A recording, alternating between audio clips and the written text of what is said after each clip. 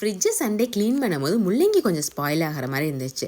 உடனே கட் பண்ணி ஃப்ரீசரில் போட்டுட்டேன். அதைத்தான் வந்து செவ்வாய்க்கிழமை சாம்பார் வச்சுருந்தேன். சூப்பர் டேஸ்ட்டாக வந்துருந்துச்சு. இந்த முள்ளங்கி சாப்பார் என் பையனுக்கு பிடிக்கும். கூடவே கொஞ்சம் முருங்கைக்காய் கத்திரிக்காயெல்லாம் போட்டு செஞ்சாச்சு. பீட்ரூட் பொரியல் தான் செஞ்சுருந்தேன். எப்போவுமே நான் பீட்ரூட் பொரியல் செய்யும்போது தேங்காய் எண்ணெயில் கொஞ்சமாக கடுகு, அதுக்கப்புறம் பச்சை மிளகாய் போட்டு செய்வேன். அவ்வளோ வாசனையாக சூப்பர் டேஸ்ட்டாகவும் இருக்கும். கூடவே கொஞ்சம் புளிமண்டி தான் வெண்டைக்காய் போட்டது சாப்பிட்டுட்டு அதுதான் வந்து டியூஸ்டே லஞ்சுக்கு கொண்டு போயிருந்தேன்.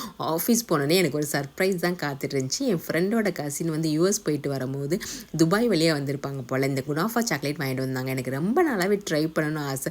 அதுவும் வந்து நிறைவேறிடுச்சு. அவ்வளோ சூப்பராக இருந்துச்சு. எனக்கு ரொம்பவே பிடிச்சிருந்துச்சு. அப்படியே வீட்டுக்கு கொண்டு வந்து என் பசங்களையும் ட்ரை பண்ண வச்சுருந்தேன். நேத்திக்கு லஞ்சுக்கு சூப்பரான வந்து பட்டாணியும் பச்சை பயிரும் போட்ட குழம்பு, அதுக்கப்புறம் ப்ரான் கொஞ்சம் இருந்தனால அதை பெப்பர் மசாலா மாதிரி பண்ணிவிட்டு கூடவே எக்கு வச்சு கொண்டுட்டு போயிருந்தேன். நேற்றுக்கு ஈவினிங் நானும் என் ஃப்ரெண்டு வந்து ஜுராங்கீஸில் இருக்க ஃபுட் கோர்ட்டுக்கு இந்த சிக்கன் பாட்டு தான் ட்ரை பண்ண போயிருந்தோம். இது கூடவே வந்து மேங்கோ சாலட்டும் ஆர்டர் பண்ணிவிட்டு 2 பேரும் வந்து சாப்பிட்டுட்டு வந்தோம். இந்த சிக்கன் வந்து அவ்வளோ டேஸ்ட்டாக சூப்பராக இருக்கும். கூடவே பொட்டேட்டோ, அதுக்கப்புறம் ஆனியன், செலரி எல்லாம் போட்டிருப்பாங்க. இன்றைக்கி லஞ்சு ரொம்பவே சிம்பிளானதான், பட் டேஸ்ட்டான தயிர் சாதம், தக்காளி தொக்கு, கூடவே கொஞ்சம் வந்து வெண்டைக்காய் வறுவலும் ஊறுகாய் வச்சு சாப்பிட்டாச்சு.